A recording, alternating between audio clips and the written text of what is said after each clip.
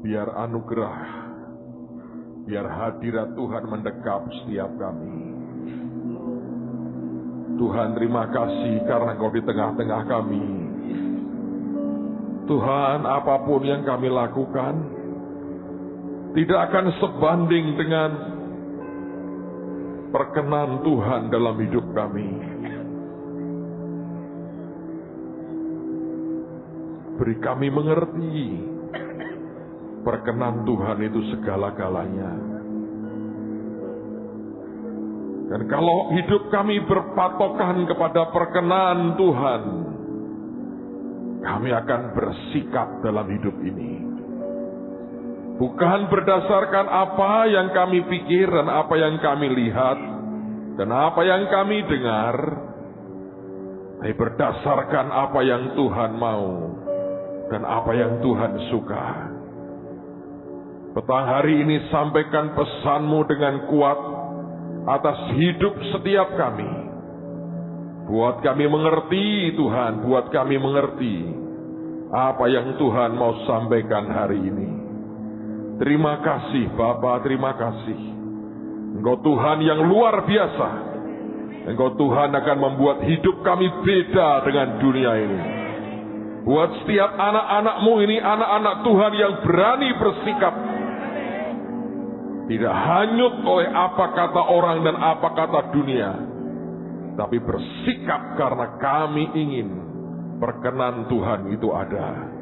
Terima kasih Tuhan, terima kasih. Roh Kudus tolong setiap kami dengan hikmat wahyu dan pengertian. Dan itu akan mengajari kami lebih jauh lagi kenal dengan Engkau. Untuk kemuliaan nama-Mu ya Tuhan Yesus. Demi nama Tuhan Yesus. Semua kita berkata, amin. Silakan duduk saudara. Berikan kemuliaan bagi Tuhan kita. Amen. Wow. Saya mau sampaikan beberapa hal dulu sebelum kita belajar firman Tuhan pada sore hari ini. Hari Kamis nanti tanggal 15 kita ada KKR Anak Raja. Kami butuh sebanyak mungkin counselor dan doorkeeper. Karena itu bagi Anda yang mau dan rindu dipakai Tuhan, saya undang saudara semua bisa hadir hari Selasa jam 7 malam di tempat ini. Karena ada pengarahan tentang doorkeeper, Anda mesti bantu kami untuk ngatur traffic kendaraan yang sangat banyak. 2 minggu lalu sudah hampir 1.000 kendaraan yang disewa sehingga padatnya luar biasa. Kami perlu bantuan, kita perlu kerjasama, dan sebagian saya mengharapkan Anda juga bantu untuk counselor mendoakan orang sakit. Kita akan dibantu oleh beberapa gereja, supaya kita bisa kerjakan ini bersama-sama dengan baik. Tapi saya mengharapkan dari kita sendiri, sebanyak mungkin Anda bisa hadir, tolong buat sesuatu, korbankan kepentingan pribadi Anda sesaat, kecuali Anda ada ujian atau ulangan yang tidak mungkin Anda tinggal. Tapi kalau bisa, tolong ambil bagian bantu supaya kita bisa layani yang terbaik. Kita akan bagi 23.000 undangan, dan kita berharap Kemis ini kita bisa tembus 20.000 orang. Kita akan bawa datang kepada Tuhan Yesus. Amen, saudara. 20.000. Dan saya percaya dalam waktu yang tidak lama, youth ini akan mencapai 10.000 dalam waktu yang tidak lama. Dan tempat ini sudah tidak akan muat lagi. Saya beritahu saudara, Tuhan sudah tidak sabar dengan kita. Dia mulai mendesak kita. Lihat itu bangunan di situ, itu mendesak kita. Dia berkata, aku sudah bosan kamu di sini, aku tendang kamu keluar, pindah ke sebelah. Amen, saudara. So tidak ada cara lain. Saya berkata bahwa dalam waktu yang sangat singkat, Anda akan bisa penuhi Holy Stadium dengan anak-anak muda yang radikal, yang cinta Tuhan, yang militan, orang-orang yang tidak akan goyah dengan apapun yang dunia tawarkan. Dan saya percaya itu pasti akan terjadi. Amen, saudara.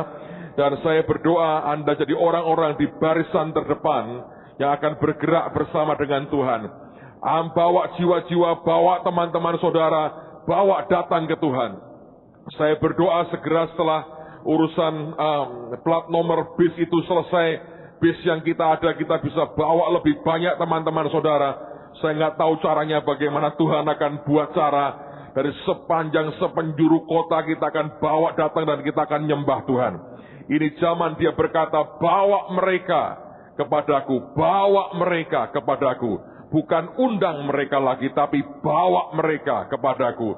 Dan ini merupakan sebuah step langkah yang besar dan ajaib sekali. So sekali lagi saya mengharapkan semua ambil bagian. Ini kesempatan Anda akan melihat bagaimana Tuhan bisa pakai hidupmu. Engkau akan dipakai Tuhan dengan ajaib. Mendoakan orang-orang sakit dan mereka akan mengalami mujizat. Dan kesembuhan akan membangkitkan iman kita. Dan itu akan jadi kesaksian yang ajaib buat kehidupan kita. So sekali lagi, hari Selasa jam 7 malam untuk pelatihannya, untuk penjelasannya, persiapannya. Tapi Kamis diminta Anda datang sebelum jam 4 sore. Datang di Holy Stadium karena jam 5.20 kita akan mulai. Dan Anda akan membantu supaya bisa mengatur arus yang masuk karena akan banyak sekali. Dan juga arus kendaraan yang akan ada di tengah-tengah kita. So sekarang mari kita buka firman Tuhan. Saya tidak akan khotbah lama. Saya hanya mau sampaikan pesan Tuhan. Anda dengar baik-baik. Injil Lukas pasal yang ketiga. Ayat yang ke-21 dan ayat yang ke-22. Lukas pasal yang ketiga, ayat 21 dan ayat yang ke-22. Judulnya Yesus Anak Allah dibaptis. Ketika seluruh orang banyak itu telah dibaptis. Dan ketika Yesus juga dibaptis. Dan Alkitab berkata, dan sedang berdoa, dalam bahasa Inggrisnya, as he was praying. Ketika dia sedang berdoa. Apa yang terjadi? Terbukalah langit. Ajaib sekali kalau doa orang percaya bisa seperti ini. Ada banyak orang ketika dia berdoa, langit menutup rapat-rapat dirinya karena ogah mendengar doa kita. Tapi Yesus berbeda. Alkitab berkata as he was praying. Ketika dia sedang berdoa, terbukalah langit.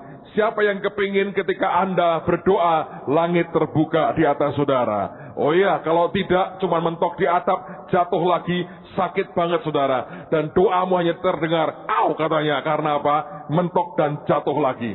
Siapa yang ingin kalau doamu naik ke atas, dan hanya dengar suara, au, itu artinya doamu mentok dan jatuh lagi. Siapa yang kepingin begitu, angkat tangan? Tidak ada, saya harap Anda mengerti. Siapa yang sekali lagi rindu, kalau Anda berdoa langit terbuka dan Tuhan mendengarkan, angkat tangan tinggi-tinggi. Anda dan saya perlu itu, amen saudara. As he was praying, ketika dia sedang berdoa, maka langit terbuka. Ayat yang ke-22.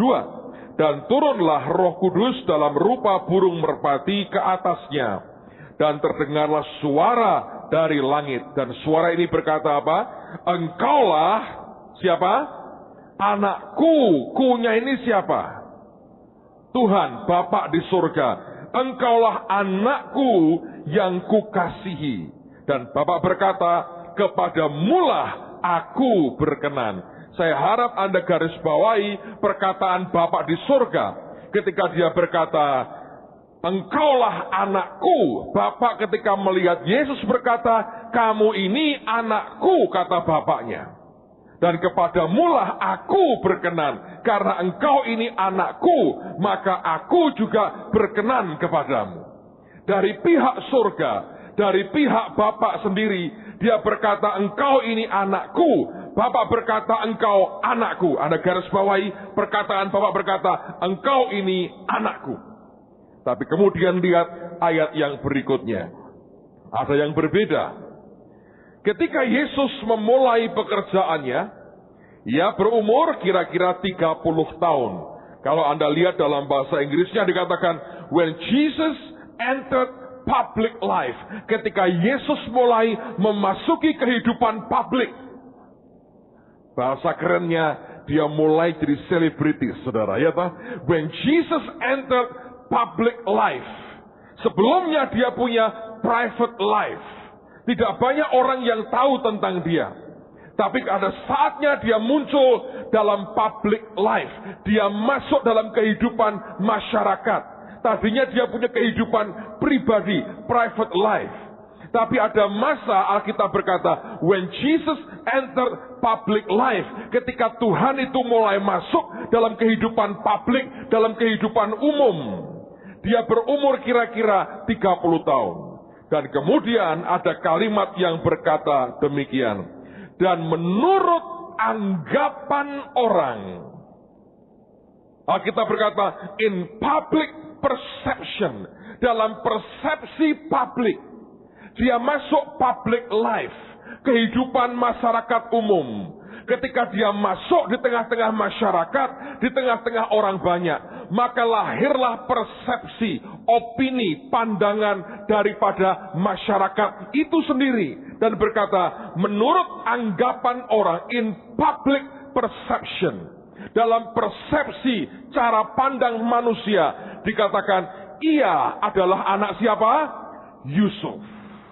Anda baca, anak Eli, anak Matat, anak Lewi, anak Malki, anak Yanai, anak Yusuf, anak Matika, anak Amos, anak Nahum, anak Hesri, anak Nagai, anak Ma'ak, anak Matika, anak Simei, anak Yosek, anak Yoda, anak Yohanan, anak Resa, anak Serubabel, anak Sealtiel, anak Neri atau Nori atau Ngeri atau anak Malki, anak Adi, yang punya nama Adi ternyata Anda rohani sekali, anak Kosam bukan Kusam, anak Elmadam bukan Eliakadam, anak anak Yesua, anak Yeser, anak Yorim, anak Matat, anak Lewi, anak Simeon, anak Yehuda, anak Yusuf, anak Yonan, anak Eliakim. Sudah 3 Yusuf saya baca, kehabisan nama mereka. Anak Melea, anak Mina, anak Matata, anak Nathan, anak Daud, anak Isai, anak Obed, anak Boas, anak Salmon, anak Nahason, anak Aminadab, anak Admin, administrasi, anak Arni, anak Hesron, anak Peres, diperes terus, anak Yehuda, anak Yakob, anak Ishak, anak Abraham, anak Terah, anak Nahor, anak Seruk, anak Rehu, anak Pelek gitu lagi muncul, anak Eber, anak Salmon, anak Kenan, anak Arfaksad, anak Sem, anak Nuh, anak Lameh, anak Metusalah, anak Henoh, anak Yared, anak Mahalaleel, anak Kenan, anak Enos, anak Set, anak Adam, anak Allah. Karpe Dewi, saudara. Tapi itu menurut anggapan orang, in public perception. Di ayat sebelumnya, Bapak berkata, engkau ini anakku. Tapi public perception berkata, dia anaknya Yusuf. Dalam kehidupan kita, saudara akan selalu bertemu dengan 2 persepsi. Antara cara pandang Tuhan dengan cara pandang manusia. Hidup kita akan dihadapkan terus kepada 2 pilihan. Pendapat Tuhan dan pendapat manusia. Dari pihak Tuhan dia berkata, Yesus ini anakku. Tapi menurut anggapan orang, dia anak Yusuf.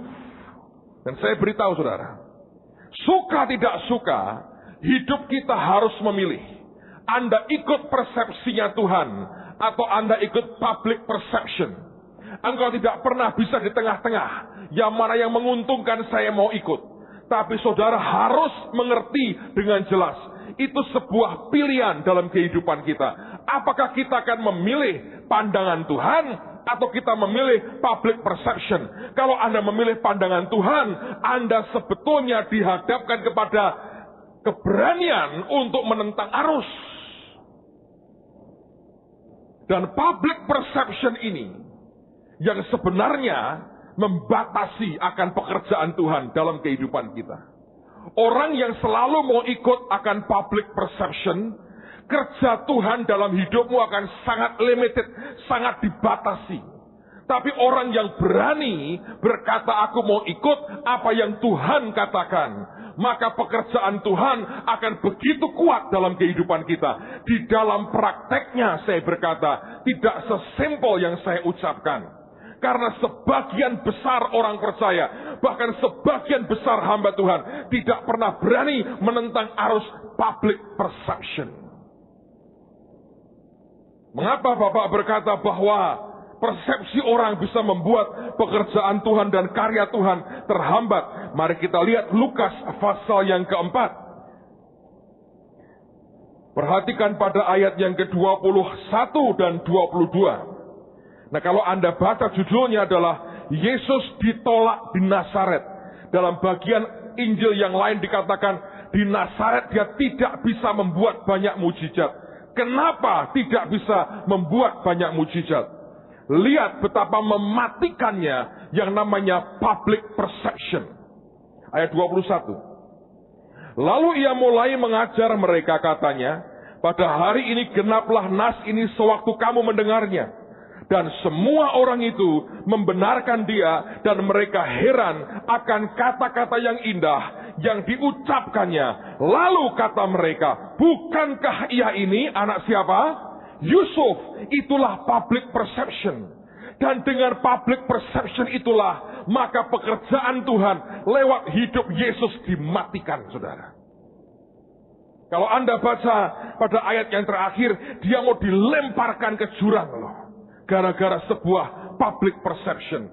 Persepsi masyarakat yang berbeda dengan pandangan Tuhan. Kalau Anda ikuti, it kills you, akan membunuh saudara. Sebetulnya sederhana sekali. Dalam kehidupan kita ini, kita mau ikut yang mana? Kita mau ikut suara Tuhan, atau kita mau ikut public perception? Kalau Anda jadi orang yang berani untuk berkata, Tuhan mau seperti ini, aku tidak peduli kata orang, Anda kerjakan dalam keberanian Tuhan, Anda akan melihat hasil yang luar biasa. Tidak pernah ada orang besar, tidak pernah ada terobosan dimulai dengan orang yang hanyut dengan public perception. Tidak pernah. Semua revolusi besar dimulai oleh orang-orang yang berani menentang arus yang namanya public perception.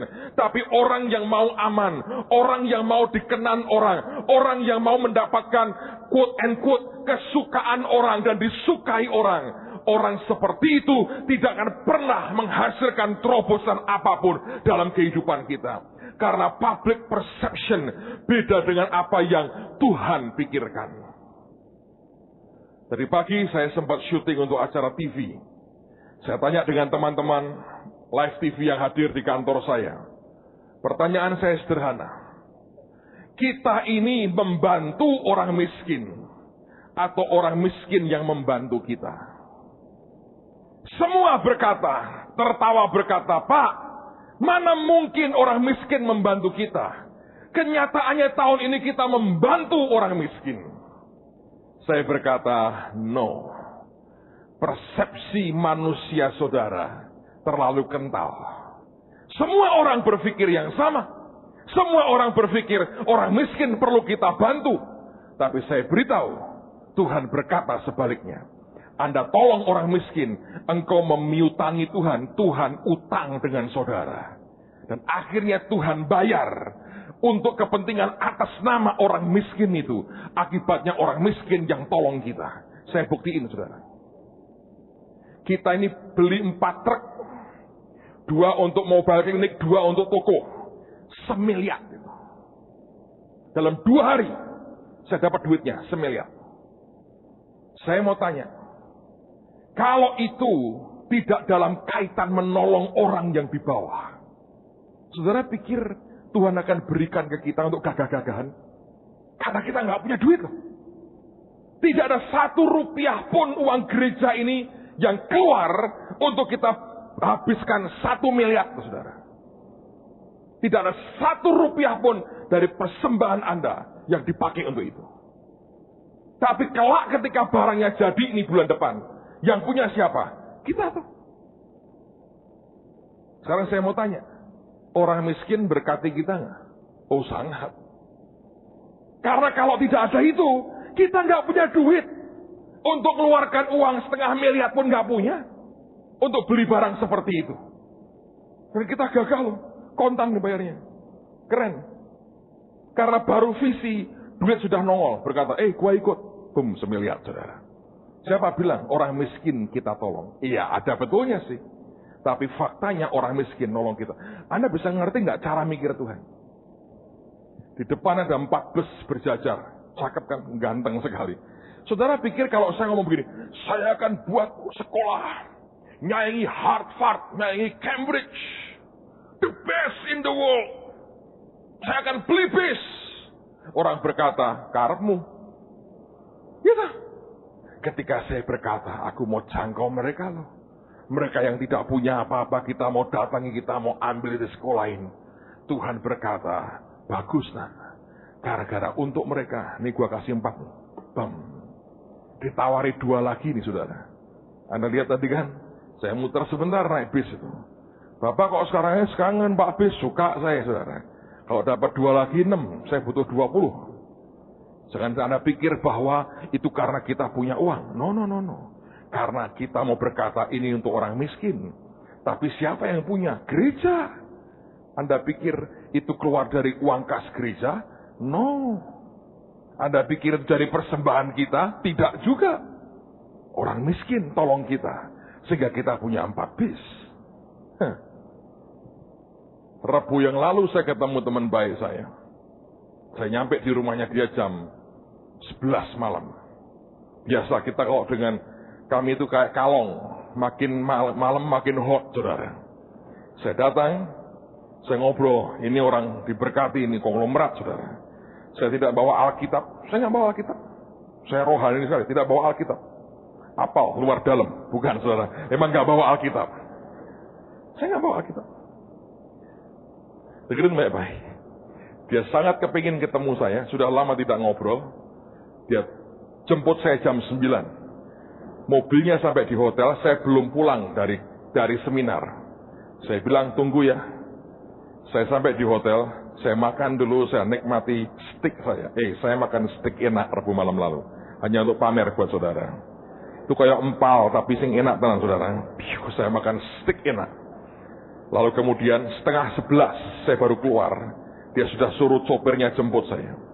Saya sampai di rumah dia jam 11. Saya ngobrol, saya cerita sedikit apa yang Tuhan kerjakan. Saya bilang, Pak, saya bawa DVD-nya.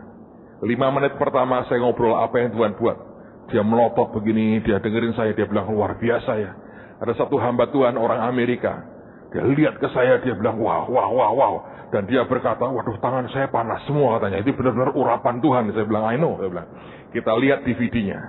Saya tunjukin klip anak raja. Yang tanggal 1 yang lalu. Bam, begitu selesai. Dia tanya dengan saya, Pak, Bapak sudah pindah ke sana? Belum, saya bilang. Kita lagi dalam keadaan malah kekurangan. Ini karena kita belum bisa beli sound system dan belum bisa beli genset. Dia tanya, Bapak butuh biro sih Pak katanya. Ya 5 miliar lah dia berkata, gua 1 deh katanya. Loh, dengerin ya. Maaf nih. Dia memberikan 1 miliar ke kita bukan karena melihat wajah Anda loh. Maaf. Loh Anda memang oke, saya bilang. Oke, tapi maaf loh. Wajahmu tidak cukup komersial untuk mendatangkan uang 1 miliar loh saudara. Maaf loh, wajah saya lumayan uang saya yang khotbah loh. Maaf loh. Tapi wajah Anda nggak ada loh. Maaf nih. Wajah Pak Victor ada, Pak Hasto ada. Lumayan. Rodok memelas juga. Mereka kan penuh dengan belas kasihan. Wajah Anda maaf loh.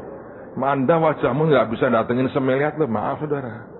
Siapa yang beri kita kelak kalau kita dengan gagahnya sudah oke nih, kita sudah deal sound system. Jadi ini akan dipindahkan ke sana, ditambah lagi. Oke, ini cara bayarnya diatur. Oh, masih kurang 4 miliar Pak, tenang aja. Itu sudah awan sebesar telapak tangan. It's coming. Loh.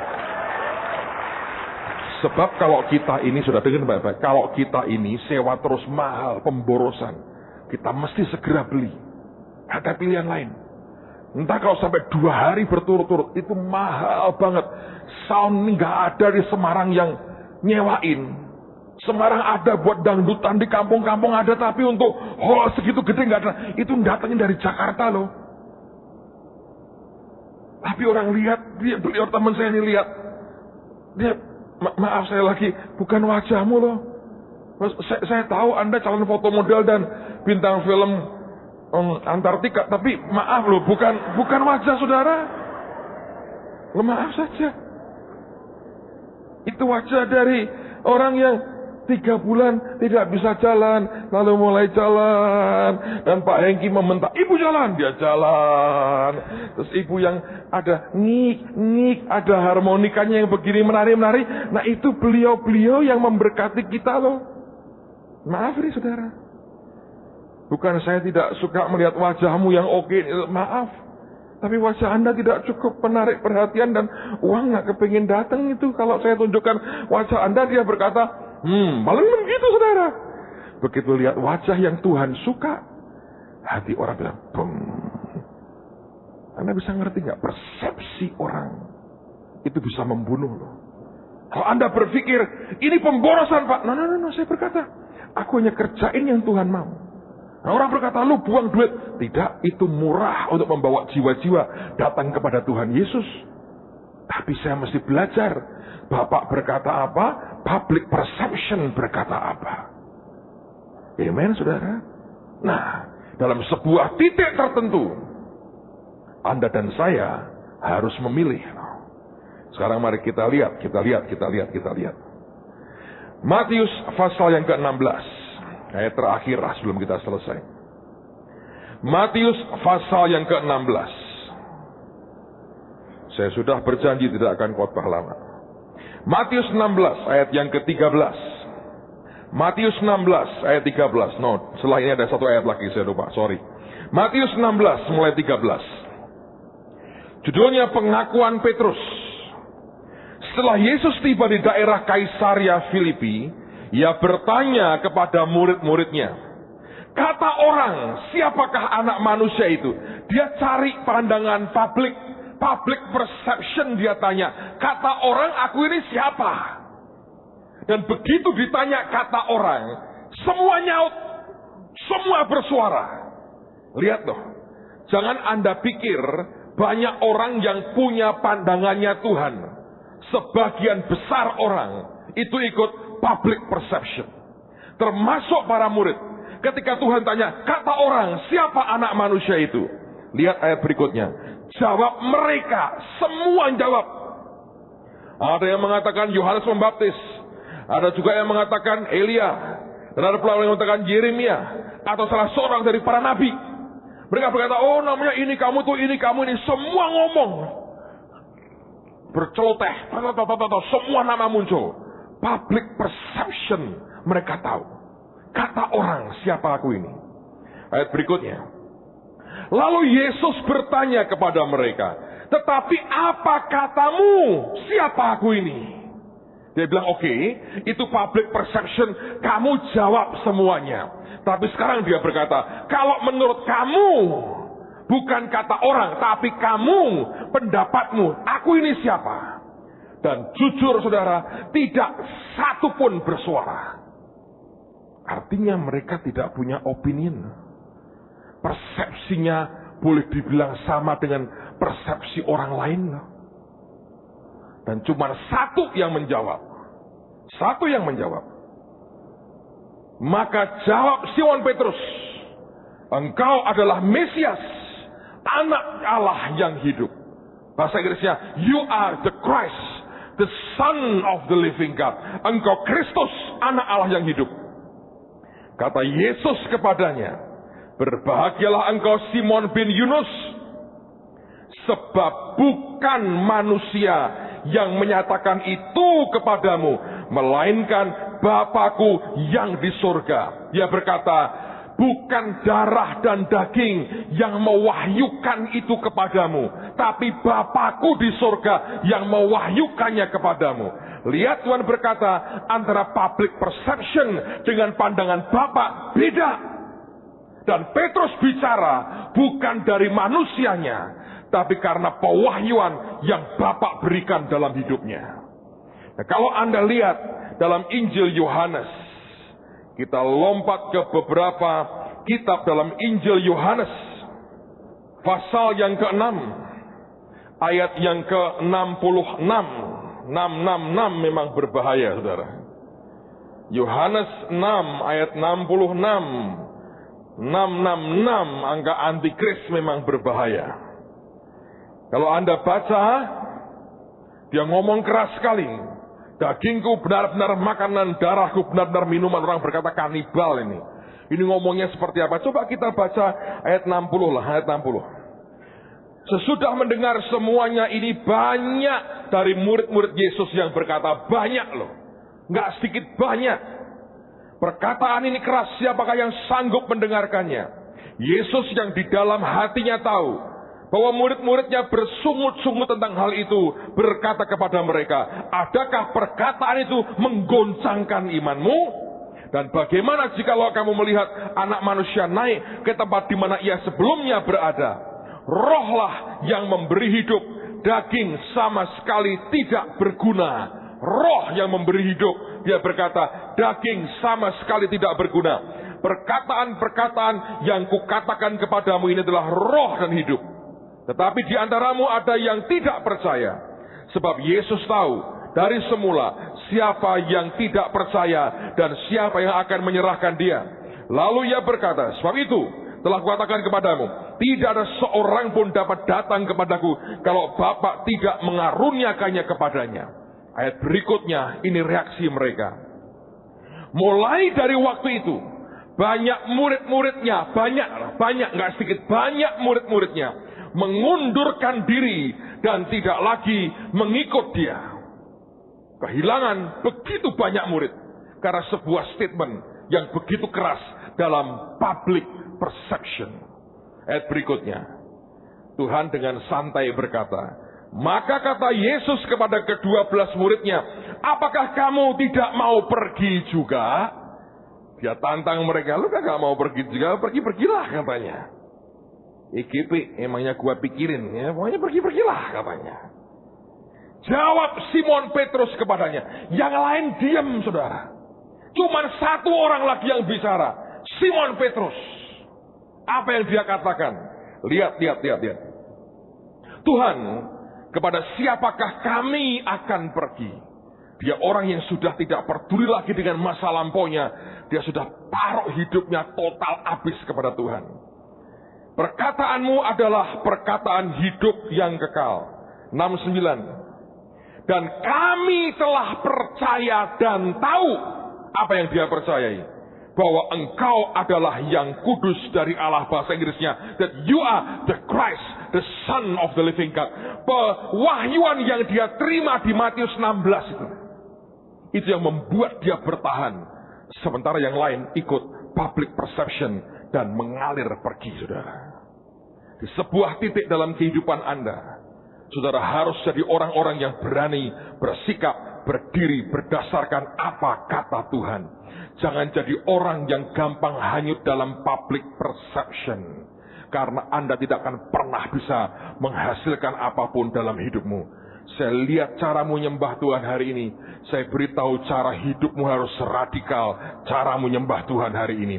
Hari Sabtu seperti ini, pendidikan buat Anda. Besok, lusa dalam hidupmu, radikal yang sama. Jangan ikuti public perception. Dengar apa kata Tuhan. Ikuti yang Tuhan mau. Anda akan lihat terobosan besar akan dibuat Tuhan lewat kehidupan saudara. Saya percaya. Be radical for Christ. Jadilah radikal bagi Kristus. Ingat, radikal dari kata radix. Radix artinya berakar kuat. Jadi orang yang punya akar yang kuat dalam Tuhan.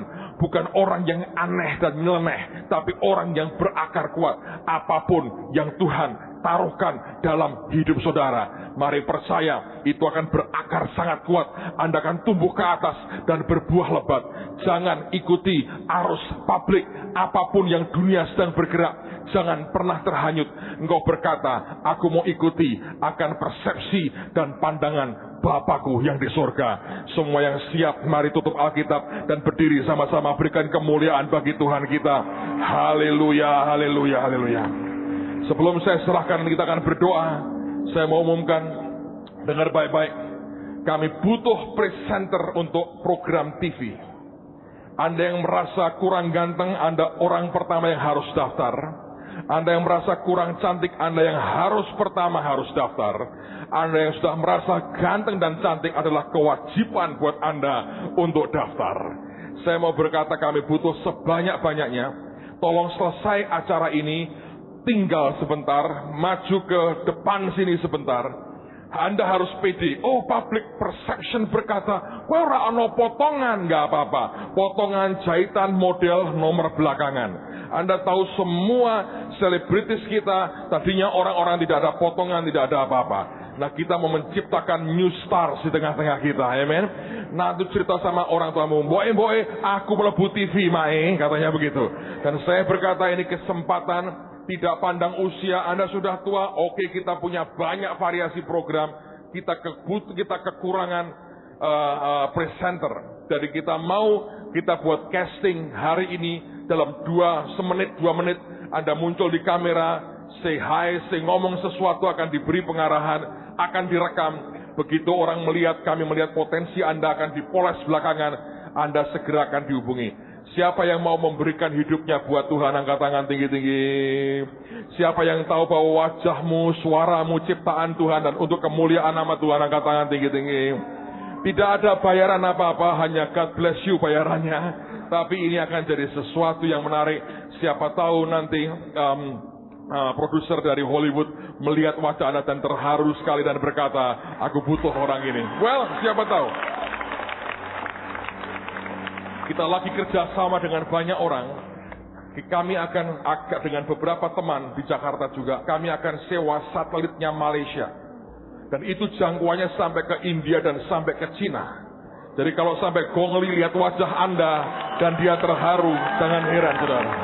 Oh ya, why not? Nanti mungkin nenek moyangmu orang pelaut di Cina lihat itu, kata, ini buyut saya. Nah, siapa tahu.